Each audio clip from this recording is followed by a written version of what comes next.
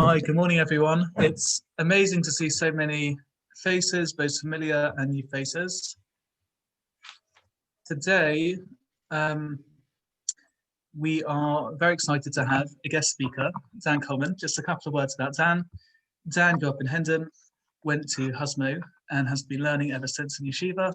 He's currently learning in America, in Morristown, New Jersey. He's spoken in the shul a couple of times before, and both times were to a very warm reception, and we can't wait to hear him again. So without further ado, I'll pass over to you, Dan.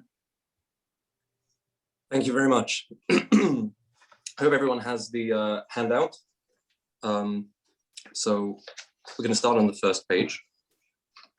Of course, this week is Shabbat Chazon, also Shabbat Parshas Devarim. It's the Shabbat before Tisha B'Av. So today's title is Shabbat Chazon, a shifting perspective. Shabbat Chazon is named after the Haftarah this week. It's interesting. Usually the Seder itself gets more of a spotlight. But this week the Haftarah takes the limelight. So the Haftarah begins, the Haftarah of Shabbat Chazon, as Chazon Yeshayahu, that's where it comes from. It's quite long, so I didn't put it on the source sheet, but I'll just read a little bit for you in English, in case you don't remember. The vision of Yeshaya, son of Amitz, which he saw concerning Yehuda and Yerushalayim in the days of Uzziah, Yosam, Achaz, Yechezkiel, Melech Yehuda. Hear, O heavens, and give ear, O earth, for Hashem has spoken. Children I have raised and exalted, yet they've rebelled against me.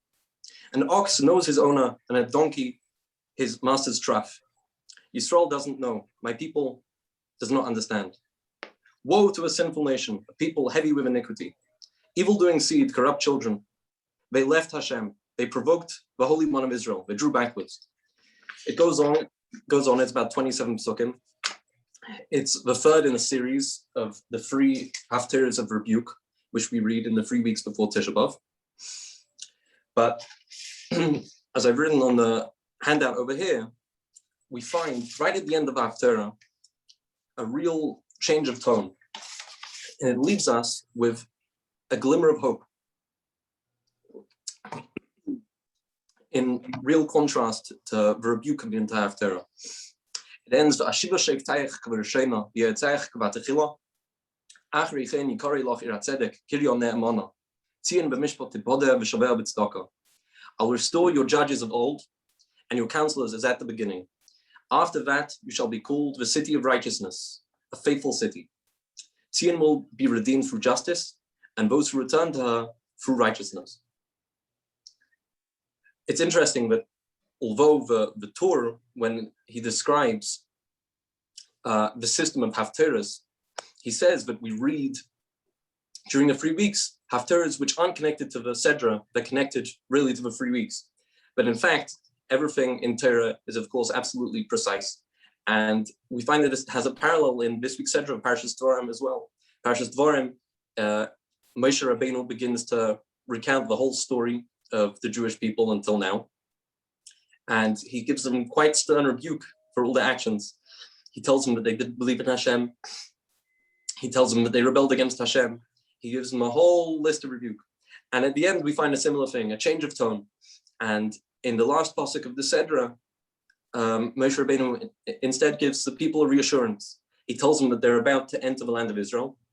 And don't be afraid, do not fear them, for Hashem your God will do battle for you. Again, this change from rebuke into a glimmer of hope right at the end of the Sedra, paralleling what we find in the Haftarah as well. So our first question, which we'd like to discuss in this class, is, as we find in the Gemara Brachos, Daf Yud Beis, there's a principle which is applied variously in many places in the works of Chazal, which is that everything goes after the end. And you can tell often from the conclusion what something's really about. In the Gemara and Brachos, it's discussing the finer points of the details of certain brachos, but this principle is applied elsewhere throughout the Torah. But we often see from the conclusion of something what its real character is. So the first question I'd like us to address, which we'll get to, is how can we see this glimmer of hope, which we find right at the end, the conclusion, the seal of the Haftarah, as the underlying theme of the entire Haftarah in its entirety, with all the rebuke and all the suffering as well. So that's our first question. I'd like to move on to the second page of the handout. And we're introducing this medrash. The medrash is a body of work, a very, very large whole body of work by Chazal, by our sages. It's often translated as the homiletical interpretation of a Torah, which isn't a translation I like because no one really knows what a homily is. But I think it means a kind of moral and ethical explanation rather than the surface text or the halachic, the angle of Jewish law. The Medrash seeks primarily to teach us a deeper layer, to give us moral instruction. So the Yalkut Shemoni is a collection of a number of Midrashim. And at the Sefer Yirmiyah has a very interesting passage, which I'd like us to study together. Ola Aryeh, b'mazel Aryeh, v'hechervis Ariel. The lion, Aryeh, arose during the constellation of the lion and destroyed Ariel. Aryeh is a word which means lion in Hebrew. Ariel as well also means lion. So this is a very kind of poetic expression. The lion arose in the constellation of the lion and destroyed the lion. The lion arose, Allah Aryeh, Zen Nebuchadnezzar. This refers to Nebuchadnezzar. It says about him, Aryeh Mesubche. There's a metaphor in Yirmiyahu, Perek Daled, which describes Nebuchadnezzar, the Rasha who destroyed the temple, the Beis HaMikdash, as a lion pouncing onto the Beis HaMikdash. B'mazel Aryeh. What does it mean in the constellation of the lion? That's in the constellation of Leo. The pasuk says, "Ad Golos Yerushalayim b'chedesh hachamishi." The 5th month. The constellation is the constellation of Leo, the lion. The Hechriv Ariel. It refers us to the pasuk in Yeshaya. Hey Ariel, Kiryas Chana David. Woe Ariel, the city where David encamped. So Ariel is a reference to the city of Yerushalayim. So we can understand this first line of the Medrash. It's explaining itself. This poetic phrase, the lion arose during the constellation of the lion and destroyed Ariel. That means that Nebuchadnezzar was referred to as a lion in the 5th month, the month of Av, destroyed Ariel, Yerushalayim, the Beis HaMikdash. The Medrash continues with its poetic phrase, Almanas sheyove Aryeh, b'mazel Aryeh, v'yivne Ariel. This happened in order that the lion would come in the constellation of the lion and rebuild Ariel. So what does it mean, Yove Aryeh, the lion should come? Zeh HaKadosh Baruch Hu. This refers to Hashem. Tichsiv Bey, as it says about him, Aryeh Shoag, Mila Yira. The metaphor of a lion is also used about Hashem. When a lion roars, who will not be afraid?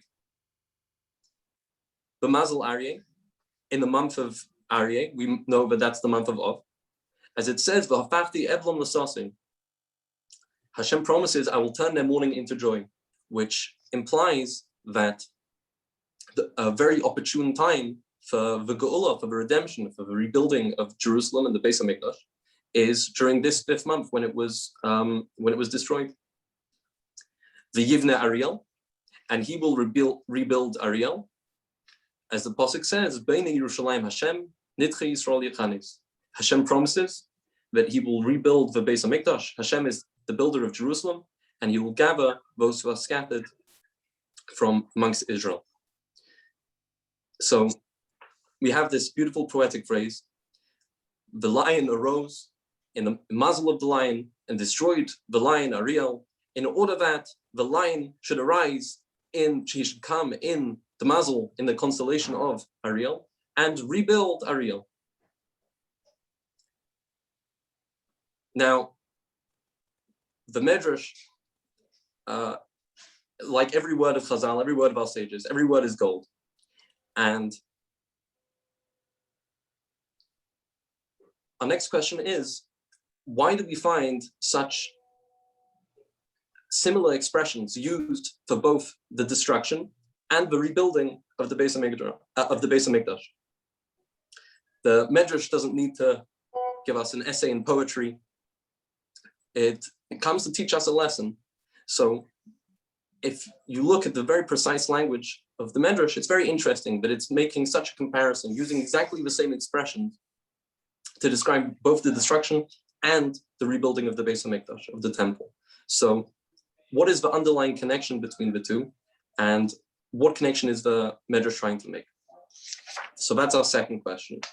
Just to recap, our first question was to understand the underlying theme of the entire Haftarah as one of hope, not just of rebuke. And now our second question is, what is the connection between the destruction and the rebuilding of the Beis Hamikdash that the Medrash is trying to teach us? So now onto the third page. Our third question is going to take a little bit of a preface. So bear with me. We have another Medrash. The Medrash in Shmeis Rabbah tells us the following. On the Pasuk in Tehillim that we say every day in davening, Magid Devorav Liyakev, Chokov u'Mishpatav Yisrael, the Pasuk says. He tells his words to Jacob, his statutes and his ordinances to the Jewish people. The Medrash explained, Lefi she'ein mideisav shel HaKadosh Baruch Hu k'midas basar v'dam. Hashem is very different from human beings. Midas basar v'dam meire la'acherim la'ases v'hu einei eisech lom. A human being often will tell someone to do something, and he himself won't do it. But HaKadosh Baruch Hu einechem. Hashem isn't like that.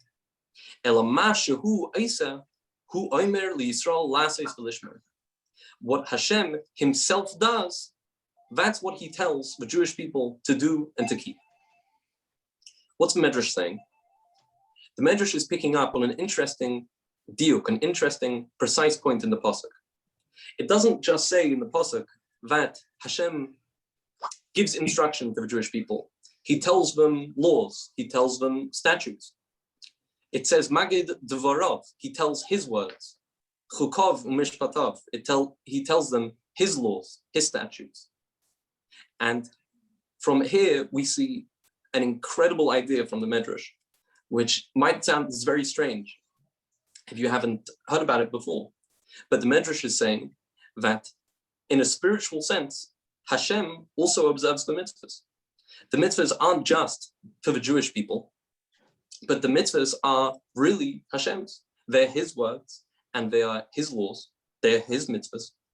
And he observes them just as we do, in a spiritual sense, of course. Even though we won't be focusing on this in the class, but as I said, the Medrash is there to teach us moral lessons. And so I'd like to go off on a tangent for a second and discuss what is the real moral lesson we're supposed to learn from this. Imagine a mother and a child. The mother tells her child one day to go outside and count all the trees. So let's say the child does it. He goes out and he counts all the trees outside one by one by one, and it must take him a very long time. And he comes back and he tells his mother exactly how many trees there are outside. Did this child get any closer to his mother? I don't think so. This child is very obedient, perhaps, but not very close. He listened to his mother, but his mother was keeping him busy with something which is not part of her life, with something that she doesn't care about. It's something that's nothing to do with her. So even though he listens to her, he's obedient, he doesn't get any closer to her. Imagine instead that an hour before Shabbos, and the preparations are getting late, and something's been forgotten, and the mother tells her child to run to the shop and get all the food that we need for the guests for Shabbos. We're running so late and everything's happening and it's all crazy, and the child runs to the shop and he gets everything she needs, and he brings it back to her. Did the child get closer to his mother? Of course. The child is doing something to his mother which she really cares about, something which she would do herself, something which is really important to her. So the message of the Medrash, which is trying to teach us, is how we relate to mitzvahs. Hashem, when he gives us mitzvahs, isn't just keeping us busy, keeping us out of trouble, sending us on a useless menial errand to waste our time, because that wouldn't connect us to him. That would make us perhaps obedient, but not close. What Hashem is doing is he's giving us his mitzvahs. He's giving us something, he's giving us instructions which he really cares about, something which is very special to him and which means something to him. And that's why when we do mitzvahs, we become close to Hashem. And so I think the moral lesson which this Medrash in particular is trying to teach us is to appreciate the significance of mitzvahs, how special they are, and the closeness which they cause between us and Hashem, and that will cause us to value the mitzvahs so much more. That, I think, is the deeper meaning of this Medrash. But like every word of Chazal, it can be understood on many levels. So that perhaps is the moral lesson. But on a simple level, we find this really innovative idea that in a spiritual sense, the mitzvahs apply to Hashem as well, not just to us. We find similar ideas throughout the Gemara as well. I brought here the Talmud Yerushalmi and Rosh Hashanah, which says something very similar. But Neik Sheba'ilam, Melech Basar V'Dam, Gozer Gzera. With a human leader, a human king, he can make a decree. Rotza Makaima. If he wants to, he can keep it. And if not, obviously he doesn't. The king is above the law. Aval HaKadosh Baruch Hu Eino king. The same is not true of Hashem. Ella, Gezer Gzera, U'Makaima Tchila. When he makes a decree, he's the first one to carry it out. My timer, how do we see this? The pasuk says, "V'shamru es mishmarti," and then that you should you should guard that which I've commanded you. And the pasuk ends, "Ani Hashem, I am Hashem." Why does the pasuk have to end? But I am Hashem. What's that telling us? Ani Hashem, ani hu sheshemarti mitzvah shel terat tchila. You should guard these mitzvahs. I am Hashem, who guarded these mitzvahs first.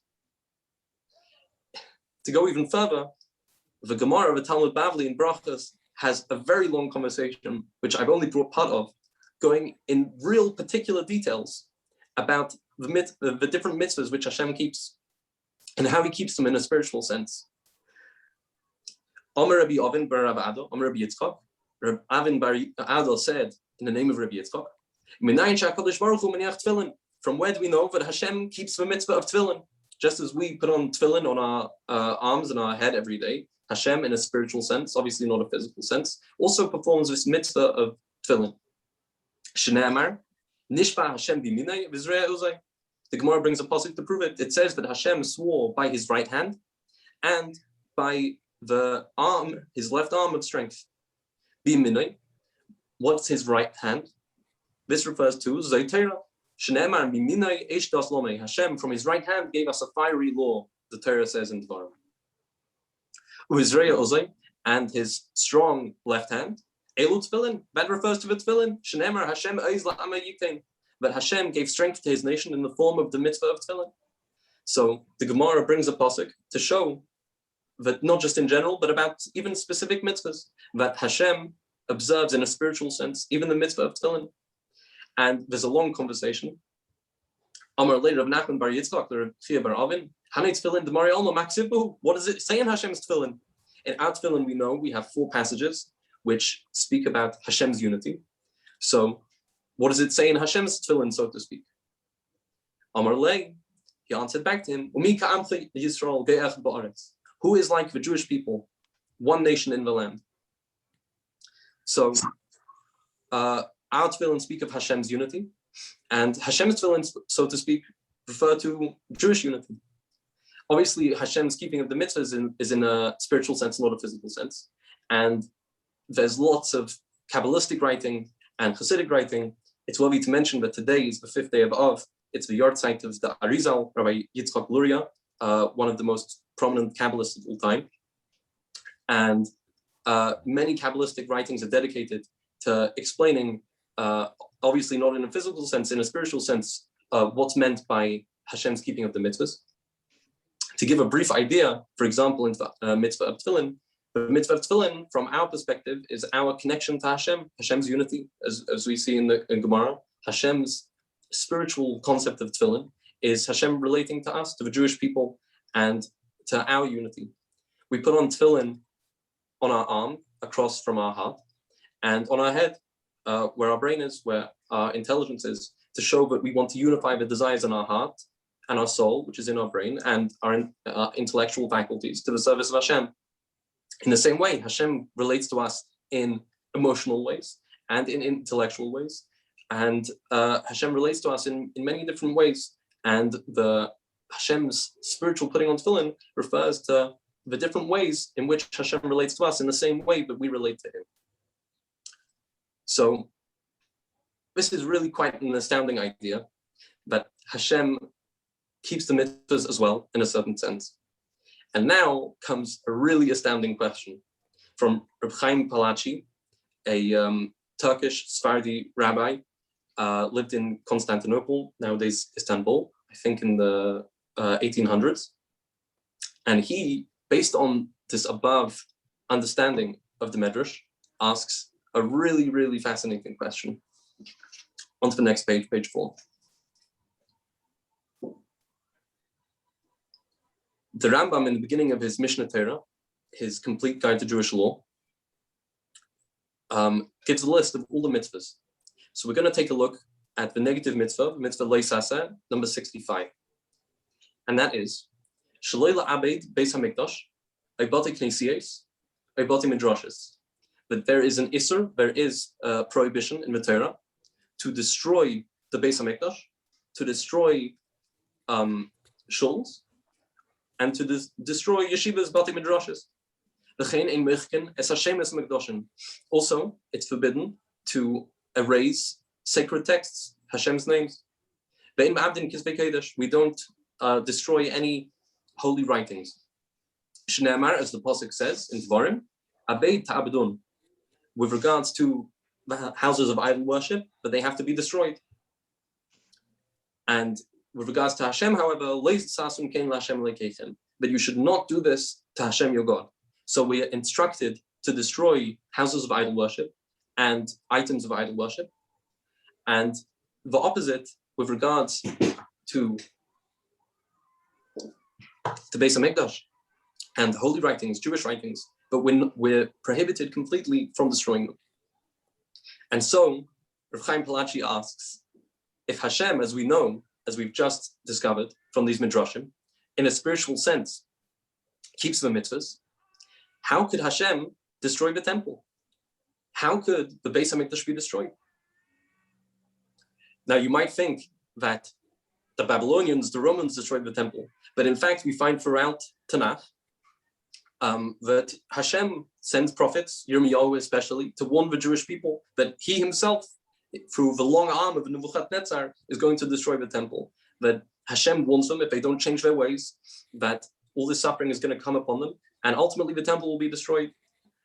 Take a look at Yirmiyahu, chapter 25, pasuk tes.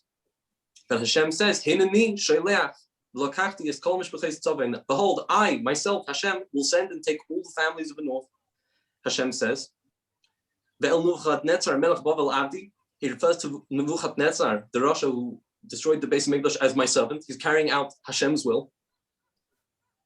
That he will have Yesim al ha'aretz hazeh al kol v'al yeshveh v'al kol hagoyim ha'ileh soviv v'hacharamtim v'samtim l'shamo v'lishreka v'l'chor v'yisalem. That he's going to cause such a great utter destruction, an astonishment and a hissing, ruins.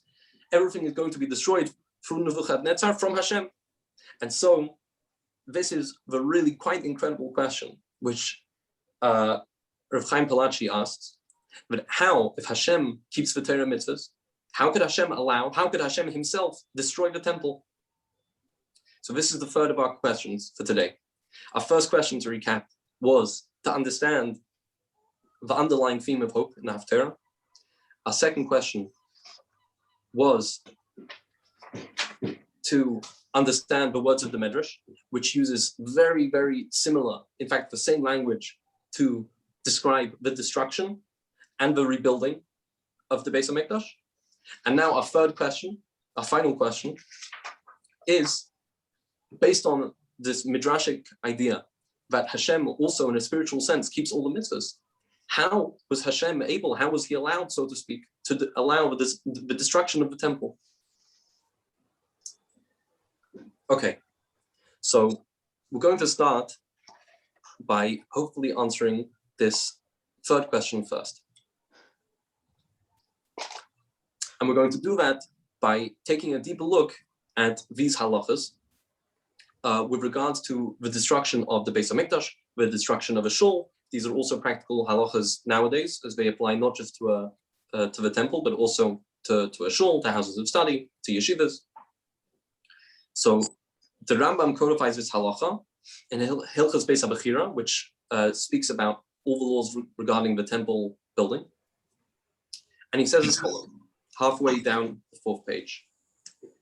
V'chein hanesetz even achas min hamizbeach, ay mikol ha'hechal, ay mibein ha'olam v'lamizbeach, derech hashchasa loike. One who removes a stone from the altar, from the mizbeach, or from the entire temple building, or from the area of the courtyard between the temple and the mizbeach, as a destructive act, derech hashchasa loike, is flogged. For almost all negative commandments in the Torah, the punishment is flogging, lashes. Shneimar, as the pasuk says, that you should destroy the altars of idol worship. The pasuk we brought before when discussing the mitzvah, that you shouldn't do that to Hashem, your God, only to idol worship. But you'll notice that the Rambam, when discussing halacha in depth, adds a detail that this prohibition applies when the destruction is done derech hashchasa, as a destructive measure. The Kesef Mishnah was authored by Rav Yosef Cairo, the author of the Shulchan Aruch, the guide to Jewish law, which is used until this day. He lived in the 16th century in Tzfas, in Eretz Yisrael, a very close friend of the Arizal we mentioned earlier. So he has a commentary on the entire Rambam, which seems to be a precursor to his Beis Yosef, first of all, which is a commentary on the Torah, and then his Shulchan Aruch, his guide for Jewish law. So he comments, "Umasha kosav derech hashchasa, kaleimar she'im noiseitz kedei lasakin v'adai shari." The Rambam is trying to say here that although any destruction of the Beis HaMikdash, of shuls, of yeshivas is forbidden, if it's in order to fix, in order to rebuild, that type of destruction would be permissible. This is also passed in halacha. We find this in halacha as it applies today as well. The Ramah, Rav Moshe Israelis, the Ashkenazi counterpart of Rav Yosef Cairo, in the Shulchan Aruch, Siman Kuf Nun Beis, which speaks about, it's a very short chapter, which discusses, it has only one paragraph discussing this prohibition of destroying a Beis HaKnesses, a shul, nowadays. He says right at the end, "V'asr lister davar b'Beis HaKnesses, elo imkein oisa al manas livnes." It is forbidden to destroy anything from a synagogue unless it is in order to rebuild. That is the only exemption, the only situation in which it is permitted to destroy part of a shul today is in order to rebuild it.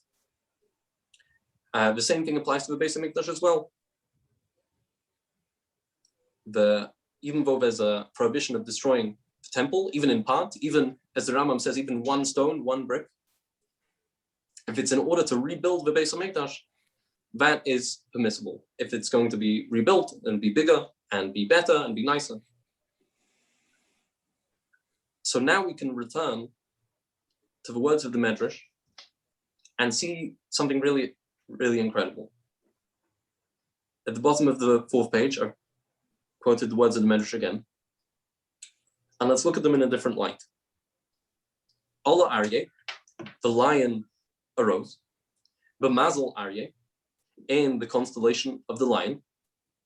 V'hechrib is Ariel, he destroyed the Beis HaMikdash, Ariel. Al Manas, in order that Sheyovei Aryeh, the lion, Hashem, should come, B'mazel Aryeh, in the constellation of the lion in the month of Av, V'yivna, and he should rebuild Ariel, he should rebuild the Beis HaMikdash.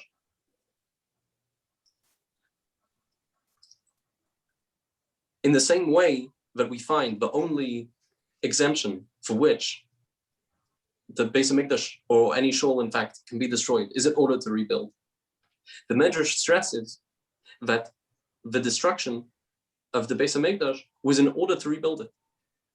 This is the dramatic shift in perspective, which this class is named after.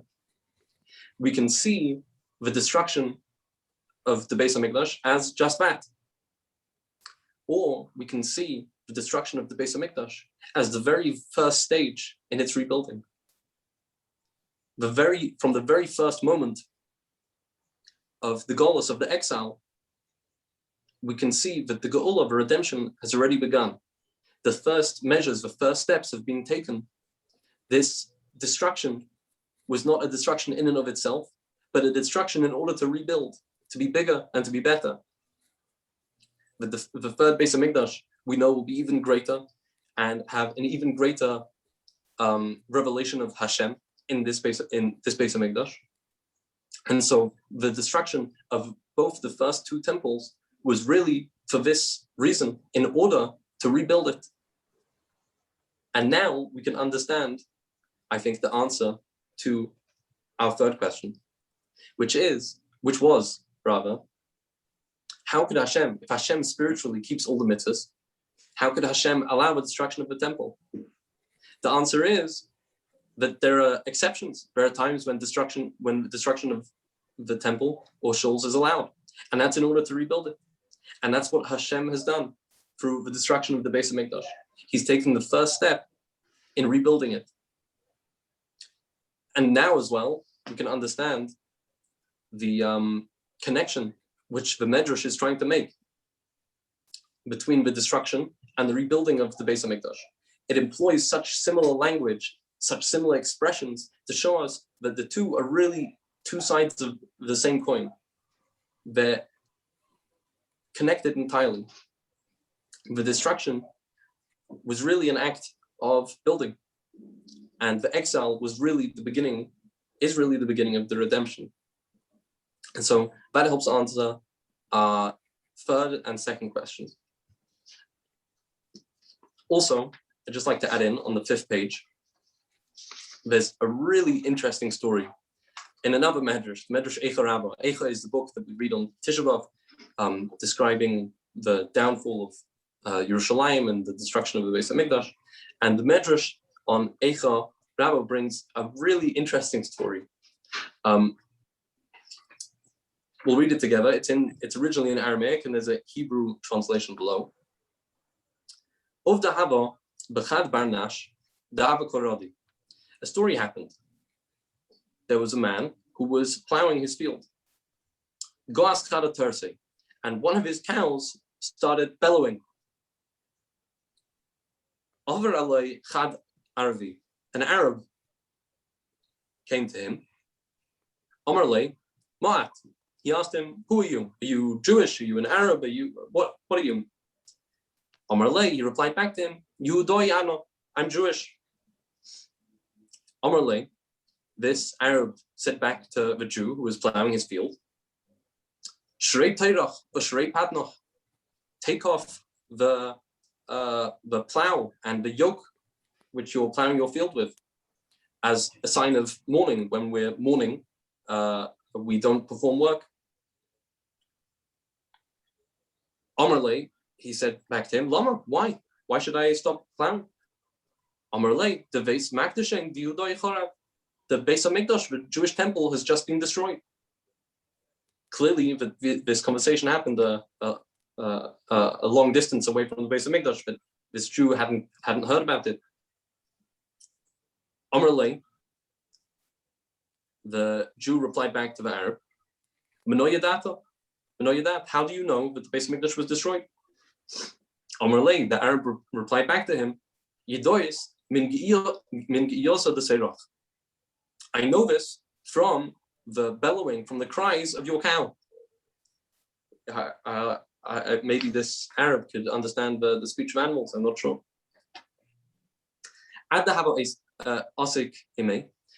As these two were talking, the cow bellowed again, a second time. Amar alai, and then the Arab said back to the Jew, Asar terach, tie back your cow, Asar padnoch, and tie back its yoke. The Isilid pirkain dihudoi, because the Redeemer of the Mashiach of the Jewish people has just been born. Isn't that an interesting story? Based on everything that we've learned, we can maybe appreciate the deeper message which this story is trying to teach us. From the very moment of the destruction, from one bellowing of this cow which signaled the destruction of the Beis Hamikdash, it was immediately followed by another which represented the birth of the Mashiach. This is one of the sources for the famous, again, midrashic idea that the birth of Mashiach was on Tisha B'Av, and it means that from the very first moment of the exile, the seeds of the redemption were already sown, and the potential for the redemption was already there, and it really has already started. As we said, because the act of the destruction of the Beis Hamikdash wasn't just that, but it was the first step in the process of the rebuilding to be bigger and to be better and greater of the Beis Hamikdash itself. And now we can return back to the Haftarah itself, which we started this year with. This Haftarah really parallels the redemption itself. The redemption starts out with destruction. The redemption itself is concealed, even though the act of destruction is meant to be a start, a stepping stone for redemption. From an outside perspective, it seems really to be suffering. You have to look at it from a deeper perspective to understand that it serves only as the first step in the rebuilding and in the redemption process. So we find the same thing in this week's Haftarah. There's a whole long Haftarah dealing with rebuke and suffering. And right at the end, we can see this glimmer of hope and this promise of redemption. And really, the whole Haftarah shows us this idea about the redemption, that it starts out with destruction, and it doesn't seem to be Geolah, it doesn't seem to be redemption at first glance, but really that in itself is the first step. And later on, when Mashiach will come very soon, we'll see in every step how it was really a stepping stone to get to becoming a Mashiach. And that leads us back to the name of Shabbos Chazon itself. Shabbos Chazon is obviously named after the Haftarah, which begins Chazon Yeshayahu. It's the last of the 3 Haftarahs of rebuke. It discusses a lot of suffering of the Jewish people, but there's an alternative reason for the name of this Shabbos, Shabbos Chazon. By Levi Yitzchak of Berditchev, one of the famous Chassidic Rebbes of maybe the 2nd or 3rd generation of Chassidic leaders, explained that Shabbos Chazon, literally a Shabbos of vision, is named this way because on this Shabbos, every Jew is shown a vision, spiritually, of course, of the future temple. And he gave a mashal, he gave a parable to explain it. Imagine you have a father and son, and the father gives his son a new suit. And as kids do, on the first day, they're so excited and they start running around and getting all dirty and rolling around. And he ruined the entire suit on the first day.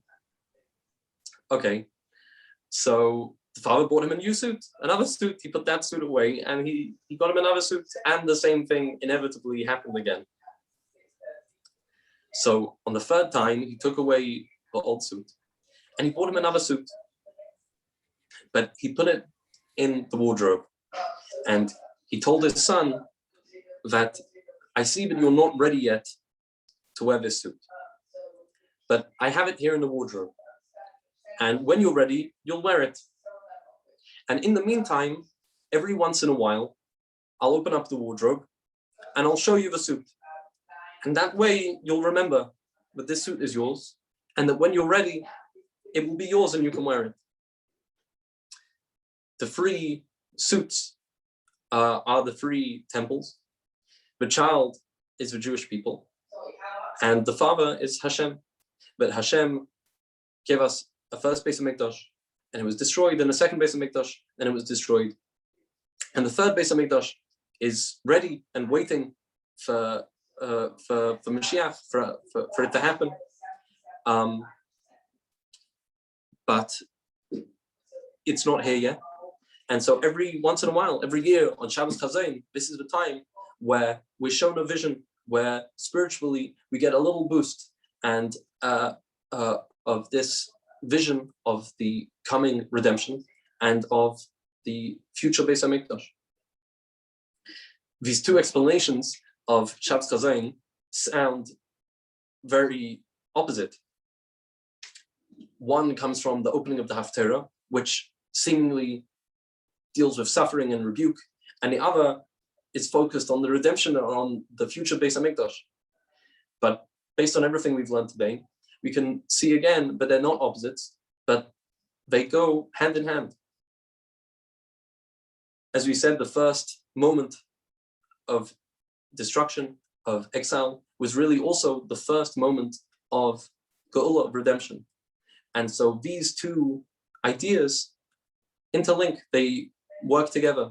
But on the one hand, we see destruction and a lack of Beis HaMikdash, but we know that spiritually, this is the start, the beginning of the redemptive process. As Pirkei Avos says in the first chapter, Lo hamedrash ikar ela hamaisa. Main thing is not just study, but action. And so I'd like to think for a second about what practical ideas we can take from this discussion. First of all, when a Jew realizes that the redemption, in a sense, has already begun, it gives us a tremendous boost in our observance of Yiddishkeit, of Judaism, when we realize that everything is ready for us. The Mashiach is ready, and the Geula is ready, and it's already started. And it can help us get over all the obstacles in our way when we realize that everything is really ready for us to go back into the fullest expression of Judaism with the coming redemption. But more than that, when a person studies about the Geula, when a person studies about Mashiach, which is one of the best ways to bring Mashiach closer, you can see a lot of the characteristics which typify the times of Mashiach, and realize that in a certain sense, they begin now, or they've already begun. And it's upon us to work on them. To take one example, we know that the period of Mashiach will be a period of world peace, of peace between all nations, and especially peace and love between the Jewish people themselves. And so it's now the best time, when we realize that now is already the beginning of the redemption, to work on ourselves, to show a real love of all Jewish people, even those that we don't know, and sometimes even harder, the ones that we do as well. There are many lessons, many lessons that we can learn for our own lives by looking at the period of Mashiach and learning about it and applying it to our lives today. And that's something that we can all take away. We're a little bit early, but this is the end of the shir. I'd like to end off on the last page, but with the tefillah of Zechariah the Navi, that Hashem says Kayamar Hashem Tzvakos, Tzem Haravi, B'Tzem HaChamishi, B'Tzem HaShavi, B'Tzem HaAsir, Yihye L'Veis Yehuda, L'Sasin L'Simcha L'Mayadim Tevin.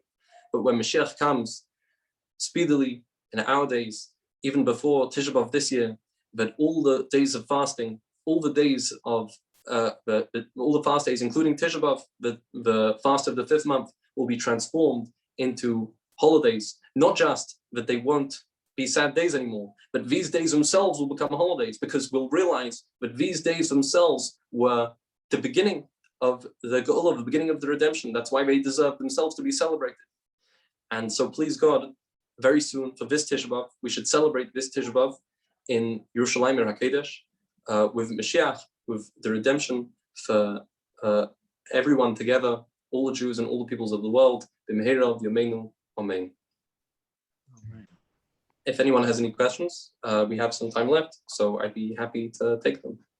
I've got a question. It's even to me, Sure. It sounds an odd question. Given what you have just described, that all these historical activities are, in a sense, part of a rebuilding to greater things process. Yes. Then it makes me wonder why our rabbis have chosen to commemorate Tisha B'Av, for example, with, in a sense, all afflictions. Surely, if you want to get the message across that all these seemingly destructive, terrible events are actually part of a process of rebuilding to greater things, that in fact we should be partying, not afflicting ourselves on Tisha B'Av. So that's a good point. And the answer is not yet. When Mashiach comes, like the Novi Zechariah says, they will be when Mashiach is fully here, and we can see in a revealed sense when the Beis HaMikdash will be built, the temple will be rebuilt. We'll see it in a revealed sense. Right now, it's only in potential, and it's definitely a period of suffering, and that's why we commemorate all tragedies really on Tisha B'Av. Because right now it does seem that way. In the same way, we have a parallel in the Haftarah, but even though we'd like to see the whole Haftarah as a message of hope, it does seem, on a simple level, to be one of suffering. We'll realize when Mashiach comes how each part of suffering was for the greater good, for another step in rebuilding to be greater and better.